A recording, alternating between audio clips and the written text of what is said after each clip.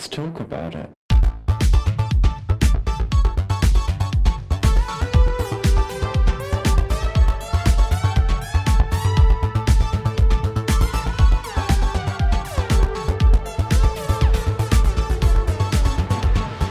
Hello and welcome back to Thicc Radio, the podcast where we talk about gaining, feedism, and everything in their orbit. I'm James.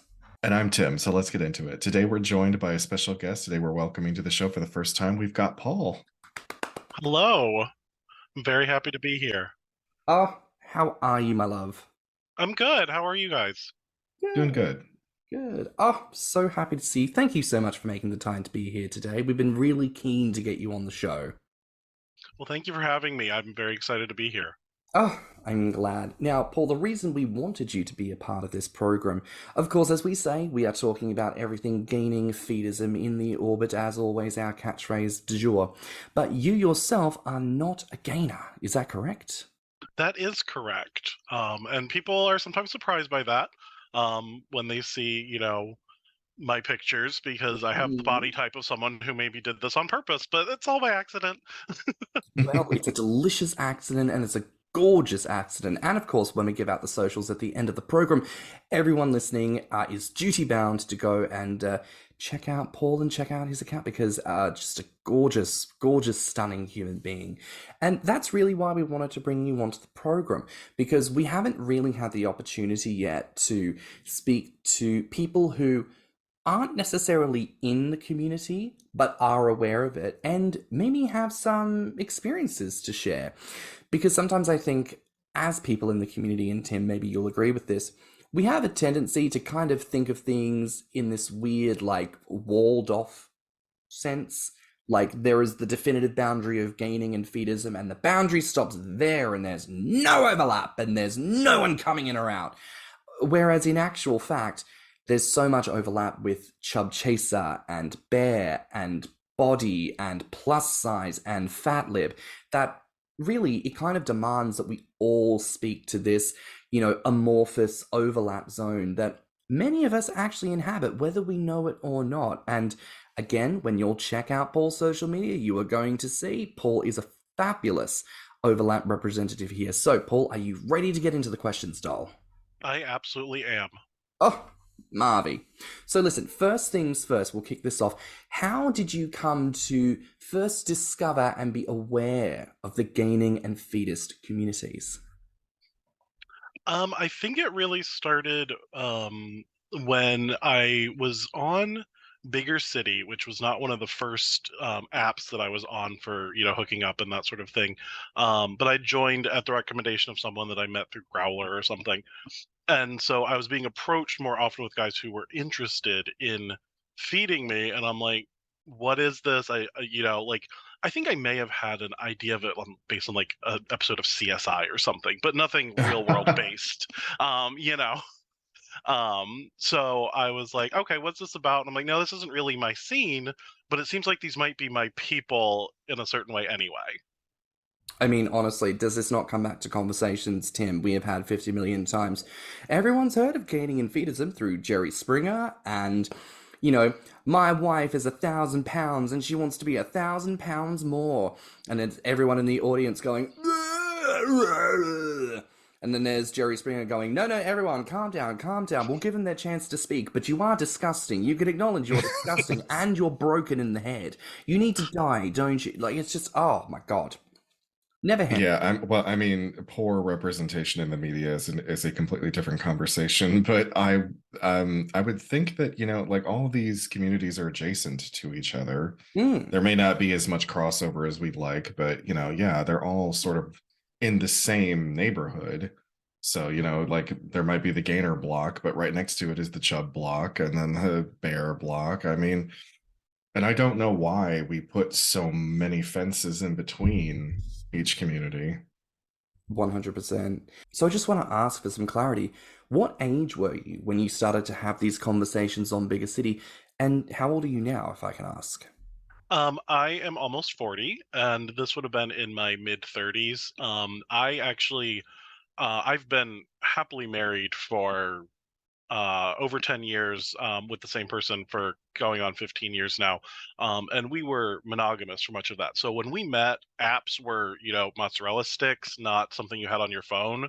So, so when we opened the relationship later was when I was sort of like entering these new worlds of both, chub chasers and that sort of thing, and then eventually finding the other sort of subcategories that go along with. Right. So it was only a few years ago. Like I said, I had seen. I'm pretty sure it was an episode of CSI, some crime procedural, where that was the spicy plot. But actually interacting with real world people or online people wasn't until well into my mid-30s. Right. And I do think, just quickly here, that's probably something really important to point to, because I think there are many younger members in our community who get a little bit frustrated with older members, let's say, and we're hardly older, but you know what I mean. To a 20-year-old, 35 is dead, so whatever. But, I think there's a lot of younger members in the community who see people are entering the space who are a little bit older, let's say, and I think the sort of idea is like, ow, why are they only just discovering this now? Surely you've known about this your whole life. Surely you've been invested, and maybe you're just a crazy lurker who's been, thinking about this for 20 years, wasting everyone's time. Like, let's take a moment. It's not always easy, kids, just so you know, to learn the new technology. Some of us are a little slow to figure it out. I still cannot figure out Snapchat. Oh yeah, Snapchat's a no for me. TikTok took me a moment. It truly did. Truly did. And I'm kind of terrified of those new ones like BlueSky and Mastodon that people are talking about, like replacements. Oh, there are new ones? Yeah, girl. New ones that well, I live under a rock, so listen, I'm just saying, it's all sometimes like, I don't know. Young people, it's not all about you. Can I say that? Like, I think we can say that. Like, no. If this isn't your experience, that's fine. It's someone else's experience. Sit back and listen. Maybe learn something about other people. Isn't that what this podcast is about? So anyways, I think it's really good to know, like, that there's this context between, this journey you've been on, this relationship with your partner, coming to learn about things, and the place you're at now. So following up to that, I want to ask, as you say, there are people sort of probing you about feeding you. Was there ever a time that you considered dabbling in gaining and feedism? Not. I have a kinky side, and part of that kinky side is wanting to indulge other people's kinks. So that was the really only appeal to it, was I'm like, okay, well, this person's attractive. They're interested in this thing. I don't know much about it, but maybe it'd be something I could get into. So there's a little bit of that. But to be honest, my first reaction was a little bit more, and I shudder to look back at it now, but a little bit more repulsion of like, oh no, never, that could not be me. That, that's and looking back, it's a lot of internal fat phobia of like, sure, I love my body, but like no one should want to look like me. No one should be doing that on purpose, but it came out as sort of a like, this is weird as opposed to just different. I mean, to reiterate, this is a non-judgmental space. We don't hold any of that with any chagrin or any negativity towards you, Paul, and listeners. If that's you, fucking don't. We're not here to do that. We are here to love and open and support. And I think that's such an important thing to come to, because, again, so many people in the community, because we're into it, many of us don't have to question why we like it. In fact, I think more people should probably question why they like it with their approach. But, at the basis, they like it. And therefore they go, it makes me horny. I shall jerk off to this. This is a delight. But of course, there are many people outside of the narrative who, without that intrinsic link, would look at something like this and go, what? So I don't feel like there should be any judgment towards people who don't have an initial understanding. We live, as you said, in a fatphobic society. It makes sense that the initial response, I think, for most people outside of the community would probably be something of judgment or of just a negative ick, right? Mm-hmm. I mean, Tim, you've obviously been in and out with the community for a time as well. Like and in fact, our episode, Lurker to Gainer, you shared your journey going from being that shadowy figure who's kind of dabbling to the position you're at now. Can you relate a bit to what Paul's expressing? Yeah, and I can also say that I've had that experience with a couple of chubby guys that I used to play around with when I was thinner. In fact, there was one guy who I would play around with off and on over the years. Like he moved out of state for a while, and when he came back, he was actually like twice his size. Like he put on so much weight, and I kind of like wanted to pretend that he had done that for me because like when we had started playing around he was significantly smaller, and he comes back and he's just huge, his belly is enormous, and I like have so much more to play with. But he also made it very clear, he's like, I am not a gainer, I did not do this on purpose, this just happened because I'm lazy, I don't like to exercise, and I like my food, but I am not a gainer. And actually, when he found out that I was, because this was at a transitional period for me when I was trying to figure out, like, am I really this thing? Am I not? And I had firmly settled on, no, I am in fact a gainer because this brings me so much joy. Unfortunately, that's when he decided to call it quits because he's like, I don't like other fat guys. I want to be the fat guy. I want to be the object of worship. I'm not interested in larger men. Like, I want the people that mess around with me to be thin or muscly. So unfortunately, that called an end to it. But I find that is not uncommon with a lot of chubs who are kind of like adjacent to our community. Is like, you can give me the body worship, you can give me the compliments, but I am not a gainer. I never will be. Please don't ever bring that into the situation. So I mean, this probably also, again, touches on that point I wanted to bring up. Like the whole, what we as gainers assume to be like the gainer things, right? Like, what are the tick boxes that says, oh, this person is a gainer? And it's a desire for size. And it's also a desire to, in many instances, if you're a more dominant gainer, throwing your body weight around and using that to dominate slash manipulate slash own the small guy. Or if you're the submissive fat guy, the submissive gainer, it's you want a smaller person to manipulate your size, put you in a seated or laid position where your body weight acts as a counterbalance and stops you from getting up, obliges you to be fed, to be fucked, to be dominated. So we look at those narratives so frequently that I think sometimes we miss that those are actually things shared by non-gainers as well. That is almost something that is more adhering to a generic size appreciation concept, which we will talk about in a later episode. But, I think it shows that gaining and feedism is actually probably more, ironically, expansive than we give it credit for. And that, yeah, there are kink elements that, are localized to us, but maybe in the future, who knows? Maybe there will be a wider definition, again, ironically, for what gaining and feedism encompasses, and maybe there'll be more comfort for people to either own that label or be comfortable with the adjacency to that label. I don't know. I just think it's so important for us to remember as people in our community that there is overlap and it's not all the same one homogenous thing. Asking questions goes a long way, and also respecting boundaries. Respecting boundaries. Because again, fat phobic society, a lot of people who are fat and aren't gainers just have not great feelings about their bodies. And that's not for us to then turn around and go, oh, ignore all that. I find you sexy. You can put your self-loathing and, that journey of self-love you're having to go on, you can put all that on hold for me and just be a sex god while I suck you off. Great, absolutely. No, kids, that's not how this shit works. Like all forms of intimacy, it requires conversation and deliberation and consent and just people all feeling fucking good. So bit more of that would be great. Bit more of that would be great.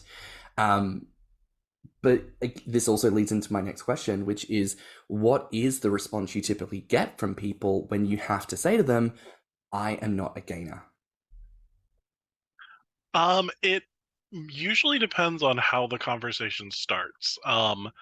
Especially on bigger city, which I actually don't go on as often because it's happened so frequently. Very aggressive, coming in hot and heavy from message one, feeder language. And I'm like, oh wait, this is not for me, not my kink. And there tends to be sort of a oh yes it is, or like trying to basically gaslight me into thinking that I don't know enough about myself. But if it's a more casual conversation, a lot of times on Instagram people will be like, oh, I didn't realize, I thought you were a gainer. It's just more surprise than anything else. It's not, it's not as aggressive, but I think it's just a different expectation on an app than it is on a social media platform when you're going into messages. Since we're both gay men of a certain age, do you feel like that's not something that we're not used to? Because like I remember, being younger, and like just the fact that some gay men just don't know how to take a hint. It's like it doesn't matter how many times you ask me, it doesn't matter how much alcohol you're trying to ply me with, it's not going to happen. Like, and I've never understood this propensity for some gay men in the community to just think that, like, I always liken this to gay men who think that if they get a straight man drunk enough, they can sleep with him. And I'm like, guys, like, this is why really harmful stereotypes get perpetuated, because you do shit like this. Yeah, it's just a slightly different version of the same script that, Yeah, an aggressive gay man would do in my, messages otherwise. It's just now we've got food instead of something else being yeah. forced on me. 100%. Consent is key, kids, and please don't become the person who someone associates as like the example of a negative stereotype. That would be great. Especially at this point in human history where there are denizens of people who are trying to like have us, I shudder to think what next, for various things. So let's not be like that. Let's just do good and again, conversate. Have a conversation, girly. Just a bit of chit chat and clarify some points, and maybe we won't spread some trauma. How about that? Isn't that a novel idea?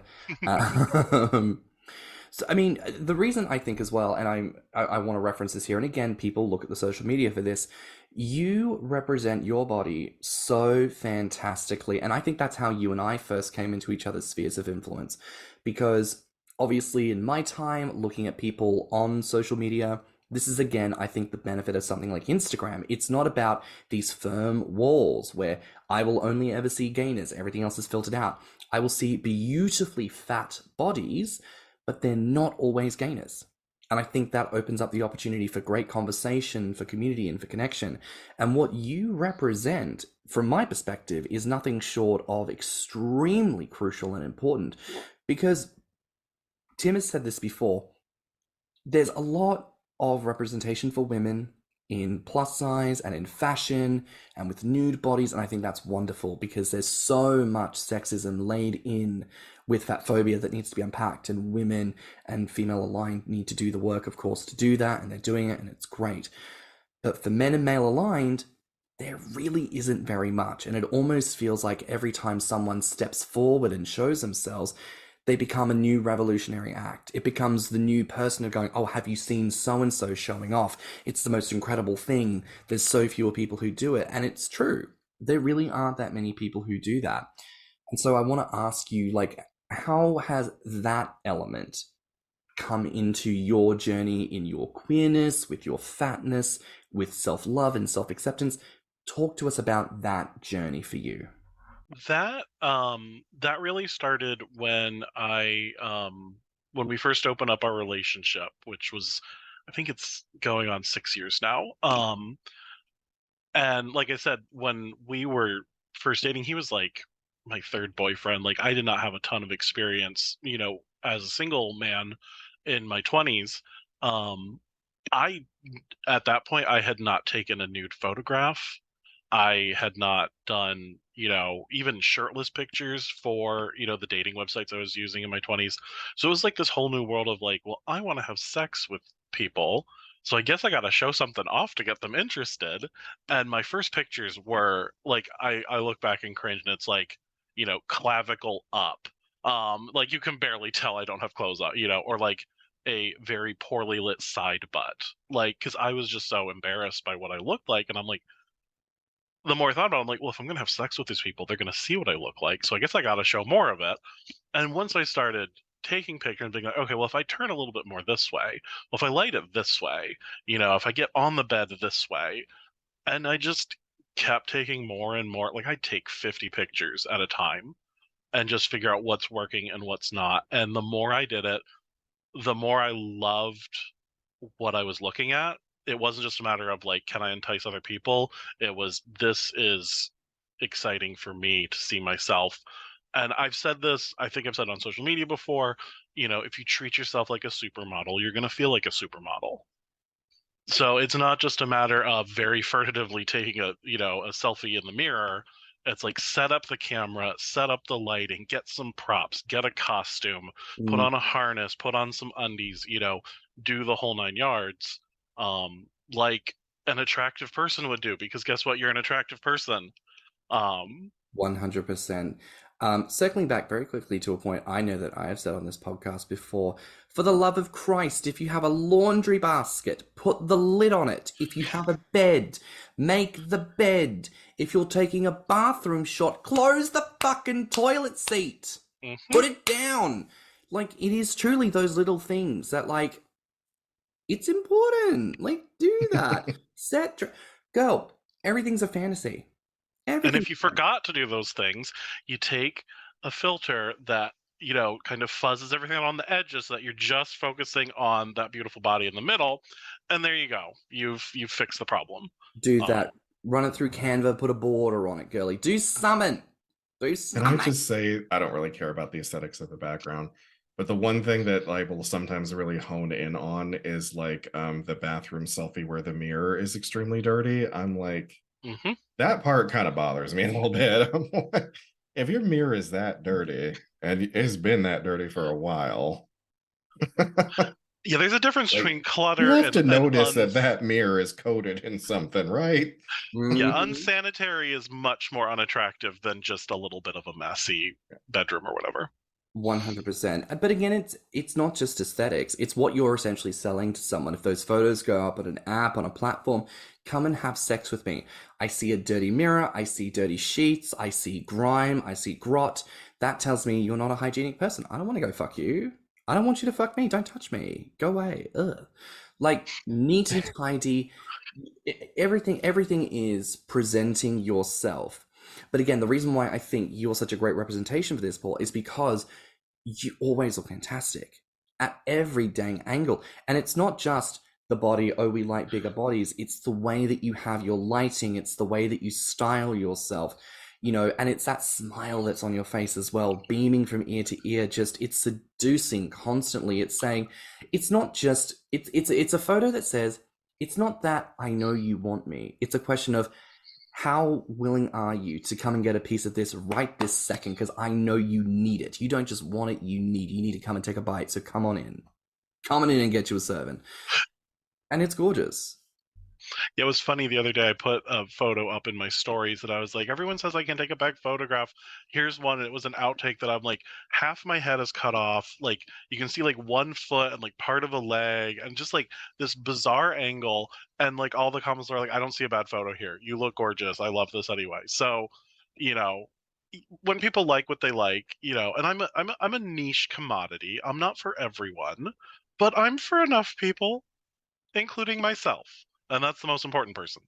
And I think we could all say that, that we're all part of a niche market. But, the most important thing is to be, like you said, for yourself. So I want to come back to a point. I don't think chub is niche. I really don't. I think the obsession, like BBW is the most searched term on any porn site on the internet.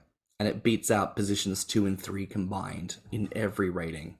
The fact that dad bod is such a thing, the fact that everybody wants a piece of scissors, it's cuffing season, the fact that every big boy thing is just repeated, it's a meme, it never fails, tells me that the general populace is more on board with the big, bold, and beautiful than what they want to let on.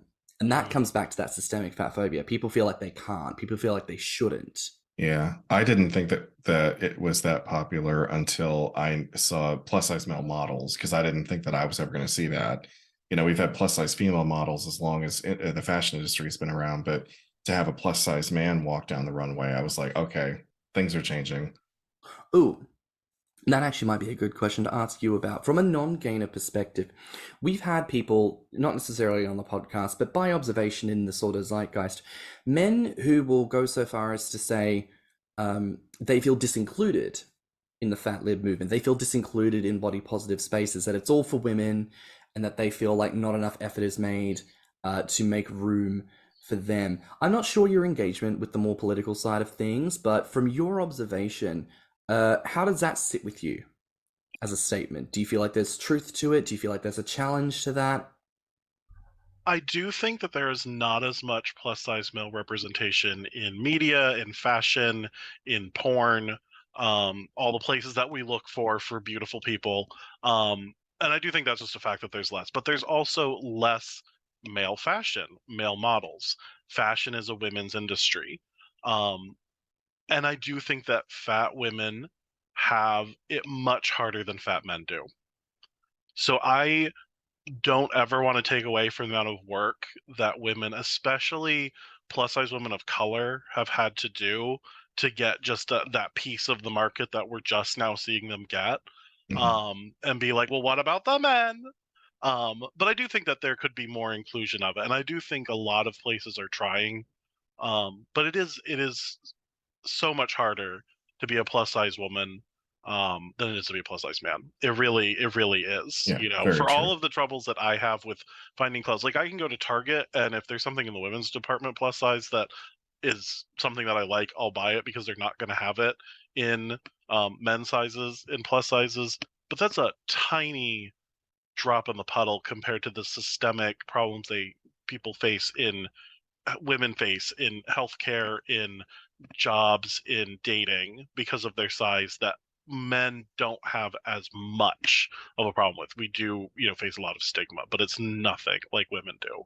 We were talking about this on an episode. There are people who've, basically said they don't appreciate the categories that have come about, the description of small fat, mid fat, because it includes Lane Bryant fat. And they go, well, men don't shop at Lane Bryant, so I wouldn't want someone to think of someone as Lane Bryant size.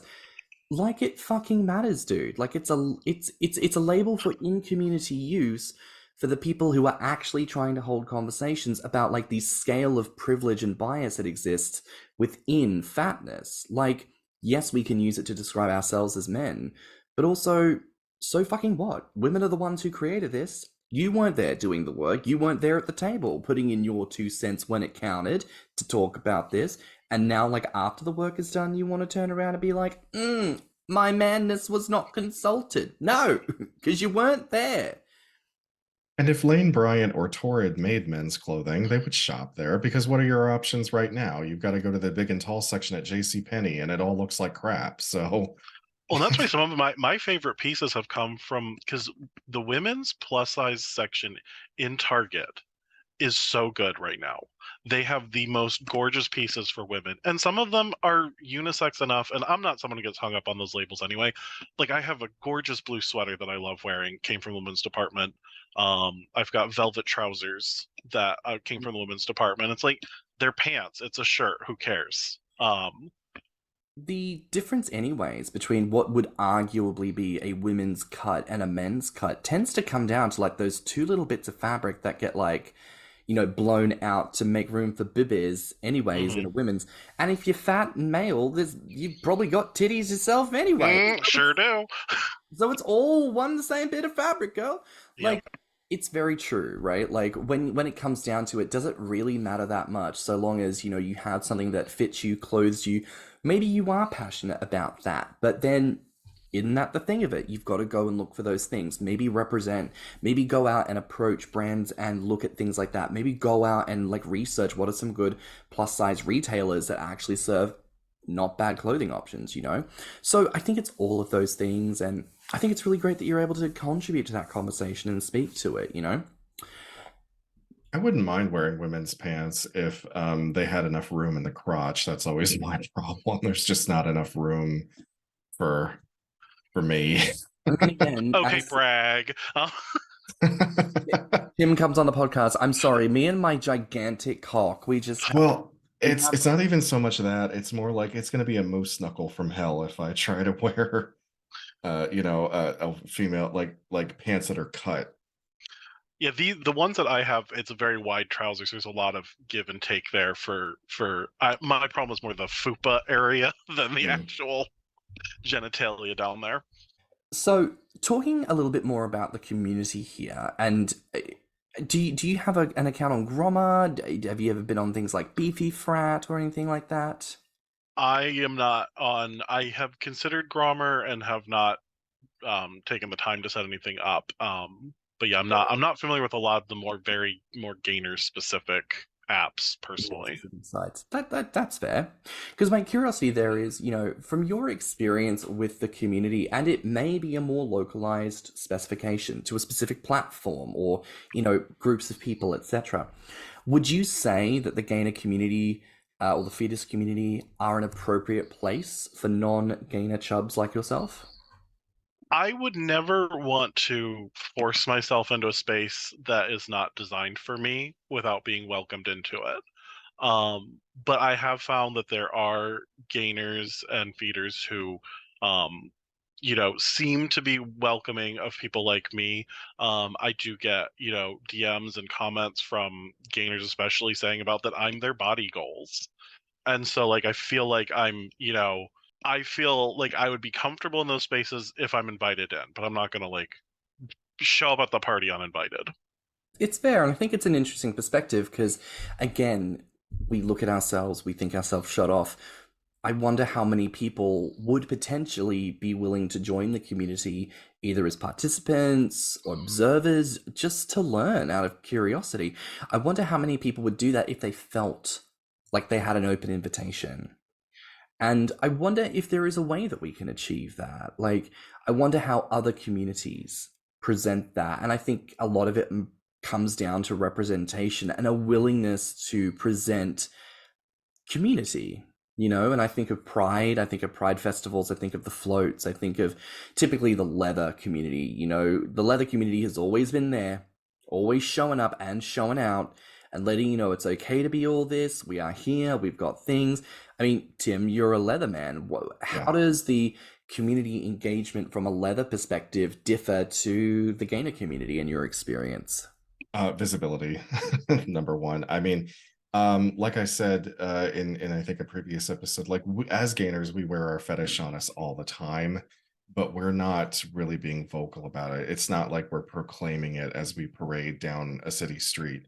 We could get to that point, I suppose. I guess it just depends on the comfort level of each individual. But like the leather community, it's all about the visibility. We're showing up in kink spaces, we're marching in pride parades, we're throwing events that donate to charity. I don't know if gainers en masse will ever reach that, because like most gainer events are just about eating, getting fatter, and socializing. I mean, I don't think I've never seen a Grommr advertise as like, oh, we're going to have a raffle and the proceeds are going to go to a charity or something like that. It's just a completely different vibe when it comes to gainer organization. Yeah. Coming back to this point, I suppose, a little bit more, do you feel like the gainers that you interact with, and as you say, they've been the negative ones, but even with the good ones, do you feel like gainers put too much emphasis on the gainer element when it comes to potential fat interactions with yourself?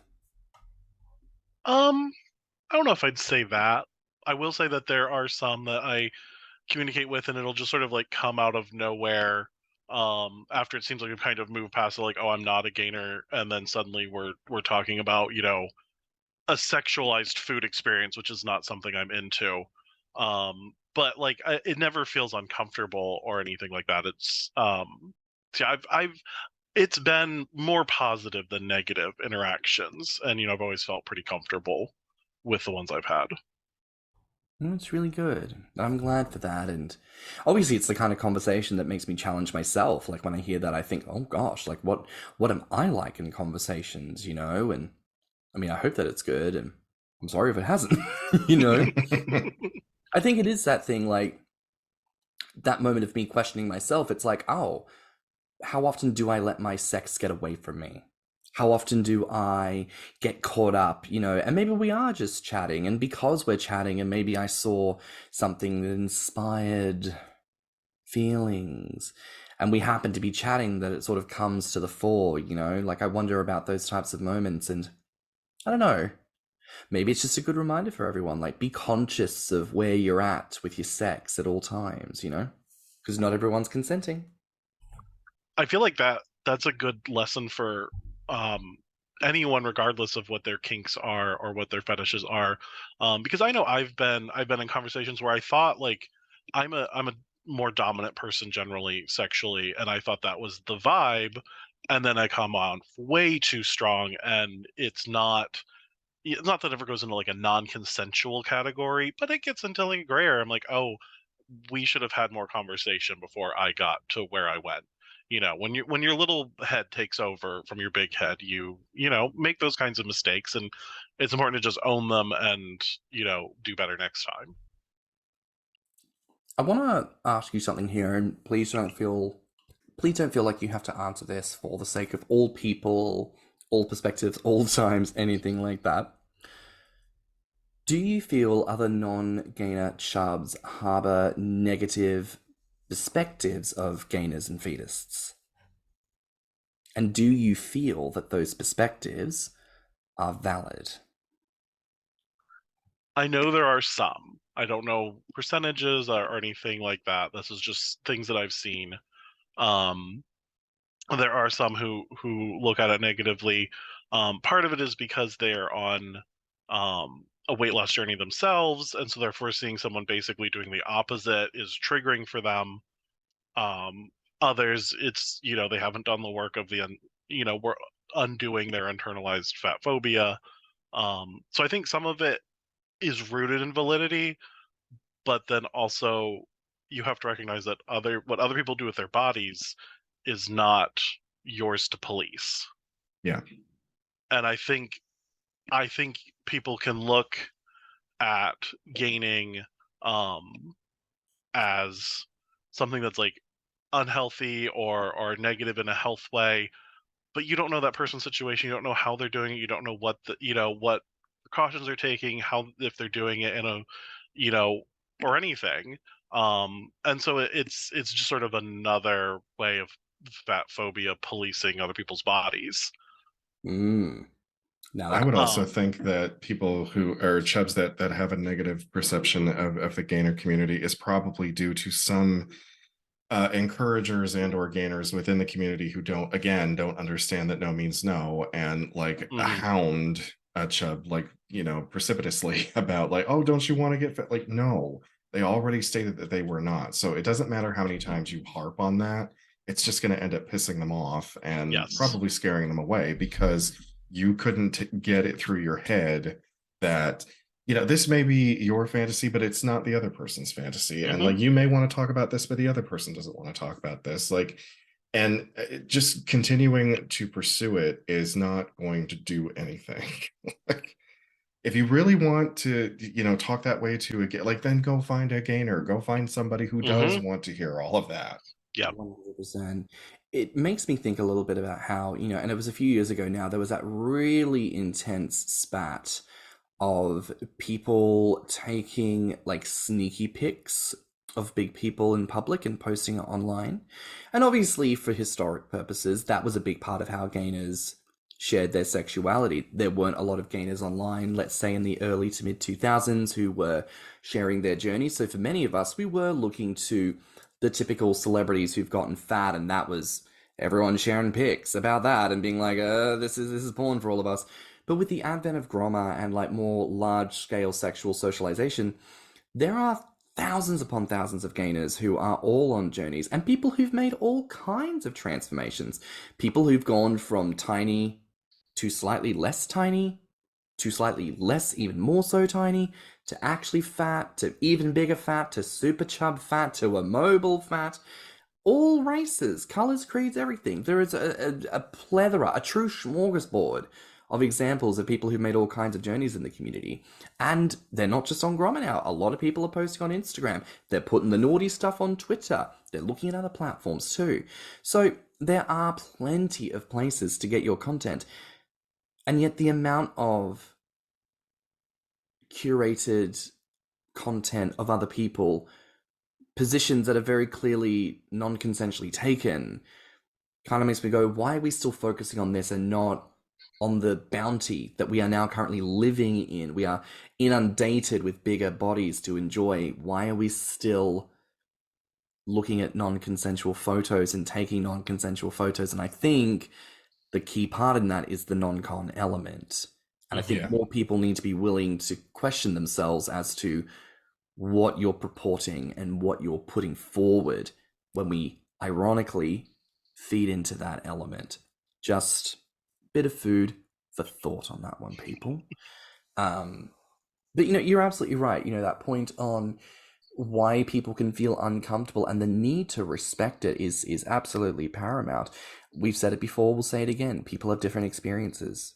We need to listen to that and respect that.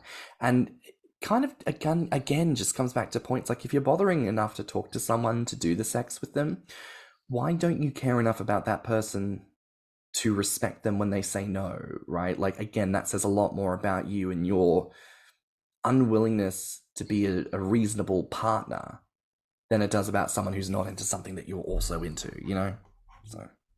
Well, and I feel like in my interactions with, anyone of larger size, like I always know, like if I'm talking to a chub that is not in the gainer community, I'm not going to push those things. Like I've literally only ever asked for two things I've only ever asked from people. One, be hygienic. Two, I'm going to want to worship your belly. That's going to be something that is going to be paramount for me. Like I don't have to, like, it doesn't have to have anything to do with food, feeding, or any of that, but let me get my hands on your belly. So the only thing I've said is like, please don't be it's like policing your own body from me, like, because I want to show you how much this turns me on. No, I get that. I want to ask, Paul, we've obviously talked about a lot of different surrounding bits and pieces with gaining and size and everything. Is there an element to all of this that we haven't touched on yet that you think needs to be brought to the front here to talk on? Not that I can think of. One of the things the conversation we were just having did bring up was one of the things that I have started to do more of for myself is, as someone who's not a gainer, is as much as I appreciate the gainers and feeders that I have interacted with, sometimes I do have to take a break from their social medias because it is too much for me. And I don't want that to ever be like because I object to what they're doing, that I think they shouldn't be doing what they're doing. But as someone who's on a journey with my weight and, loving myself, some of that can be triggering for myself. And so I need to step away. And that's not something that they're doing wrong. And I want people to understand that. But I don't think there's also anything wrong with me doing that for myself either. No, not I think at all. two things can be true at the same time. Like, it's not for me, but you keep doing it. Yeah, it's incredible. It's almost like you're saying, I'm making a decision for myself about myself, and it's not about you. Mm-hmm. Again, imagine that. Yeah. Revolutionary conversations we're having. But it is incredible because when you think about it, like, it is so simple as that, but also we all get caught up in that every single time. And taking breaks, I think, is really good with gaining. Like, I've said this before, I've had several breaks with gaining wherein it wasn't about health for me, but it was about the fact that I was in a mental health space where I wasn't making progress with my body. I was seeing people be very successful with their journeys. That was starting to impact on me negatively, and that was actually good for me. Step away, touch grass, invest in other people and other things for a minute, get my mental health back together, then step back in and start to do the necessary things. There are some gainers who have to lose weight for different reasons, and that's their journey.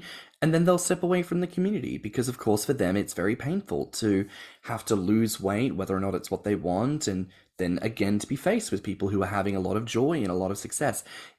Everyone's situation is different. And again, to homogenize and to basically make it about ourselves, it's rude, guys. Don't do it. Just let people do what is right for them. And I think something I've said to a few people before, and possibly I've said it to you, Paul, is I want to support you and champion you on your journey, whatever that journey is. I want to walk with you and I want to cheerlead for you. So if you're looking to go up, great. If you're looking to go down, that's fine. I just want to make sure that as a good friend, I'm championing the correct thing so that I know how to love on you appropriately. And I think that is an important thing. Every single one of us needs to get behind, whether it's gaining or not. Yeah. Yeah. Sort of put And that. actually, that's one of the things that I've noticed, and as someone from the outside, I don't want this coming from a place of judgment, but I do see a lot of gainers sort of replacing traditional body standards with these new body standards and having them be just as unattainable and just as impossible and getting down on themselves as someone who's anorexic, as someone who's into bodybuilding. Like, it's all about making that body the way you want it to be. And I think that's great that people have that opportunity to do that. But to get hung up on, I have to get to this size, is the same as what everyone else is going through. And as someone who's learned to love myself, whether I get a little bigger, a little smaller, I understand how hard that is to get to. Yeah. But it is easy to sort of be like, okay, so I don't want to look like Brad Pitt, now I want to look like John Goodman, and I'm gonna be beating myself up the whole way exactly the same way. I don't know how long it's been since I've said it, but bigorexia is a thing. Mm-hmm. Absolutely, girl. Absolutely. I mean, for goodness sake, some people are so hung up on the numbers. I need to be 400 pounds. I will not be happy until I'm 400 pounds. And I'm like, okay, what about 399? Well, it's not 400. Cool. 1 pound of difference. The likelihood that you will sense that difference, that you would see it, that 1 pound is not going to show up in your clothing. It's not going to show up in your diet. It's not going to show up anywhere except as a number on a screen. And is that really what you're chasing? Or is it the experience of being that size? Because isn't that what we're all here to do?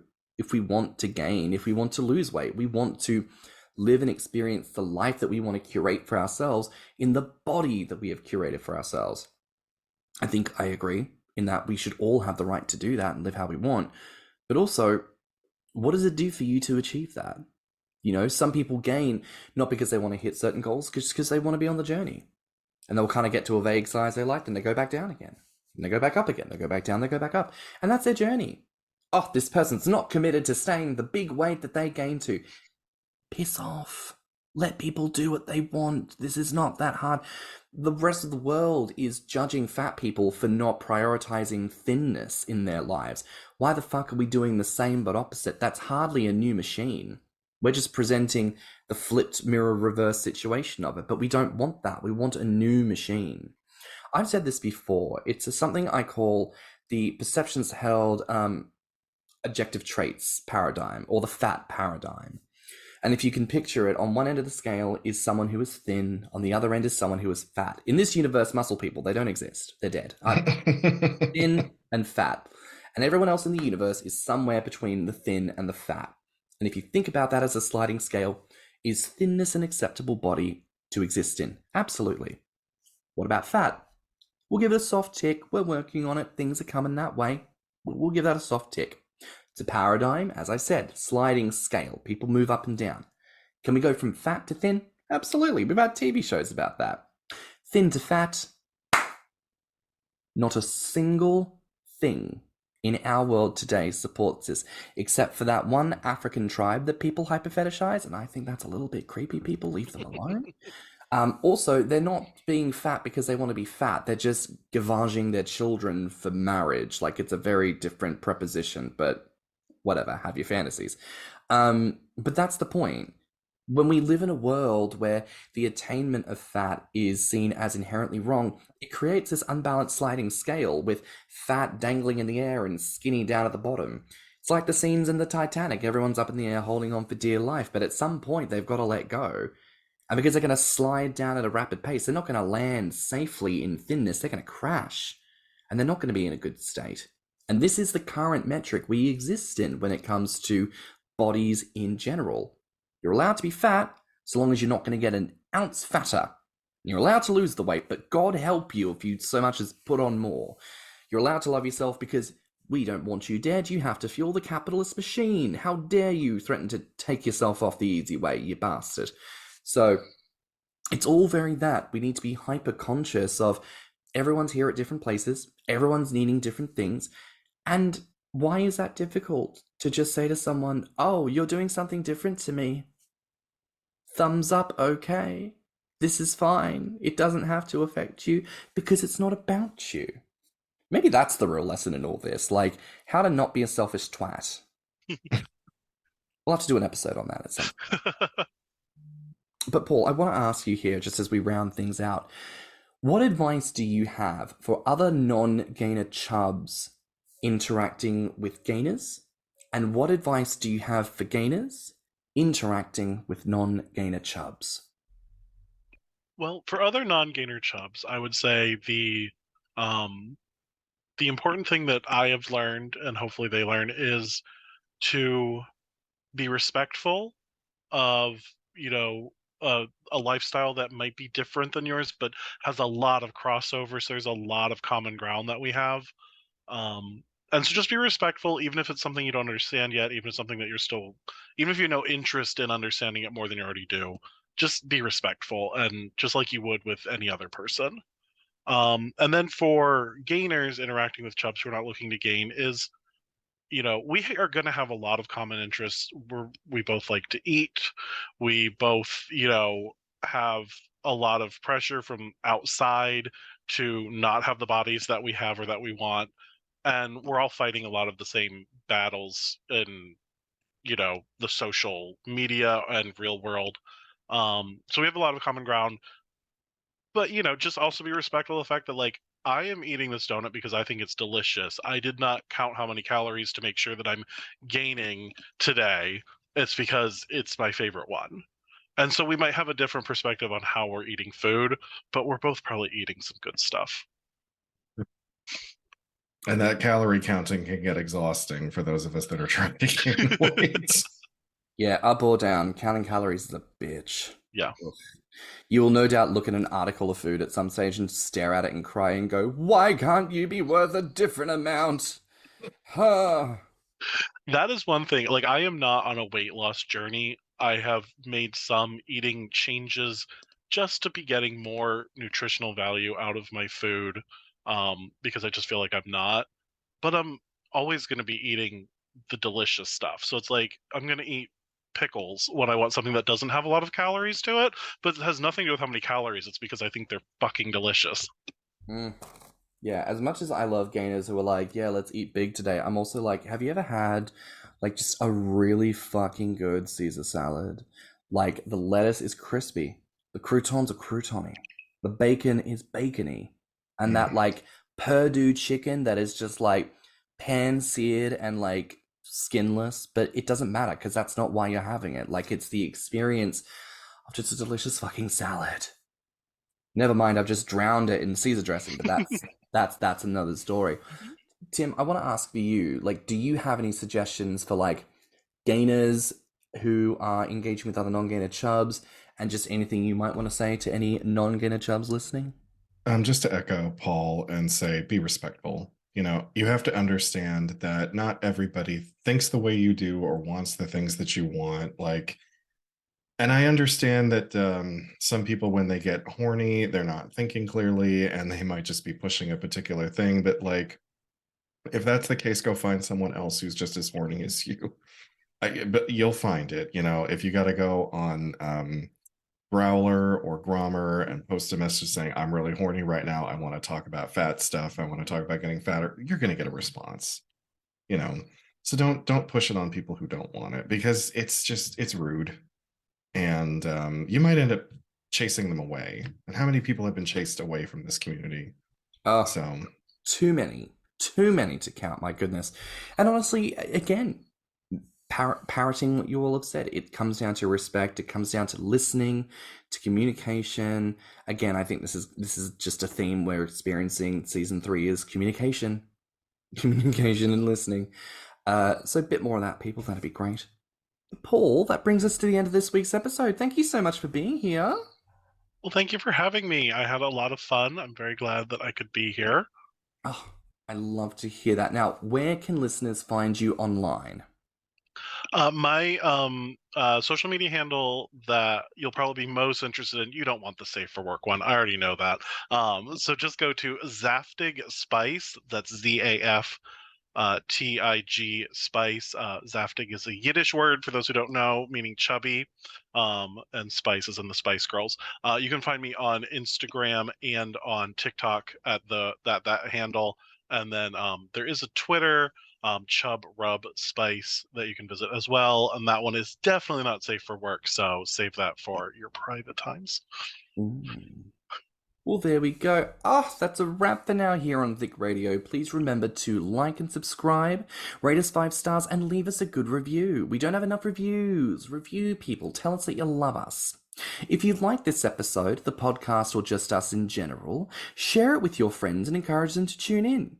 You can find me on Instagram and beefyfrat at stannnum. And you can find me on Instagram, Twitter, YouTube, TikTok, and beefyfrat at thiccymouse. You can also look us up on Instagram and TikTok at Thicc Radio, or at our website at www.podpage.com/Thicc Radio. If you want to submit a voice note, you can reach us at podcasters.spotify.com/pod/show/Thicc Radio/message. And I swear to God, I'm going to write into Spotify and tell them to shorten that. It never used to be that long. It was not this long before. And if you have any questions or ideas for episodes, you can reach us at thiccradio@gmail.com. So until next time, bye, Fats. Bye, Fats. Bye, Fats. Let's talk about it.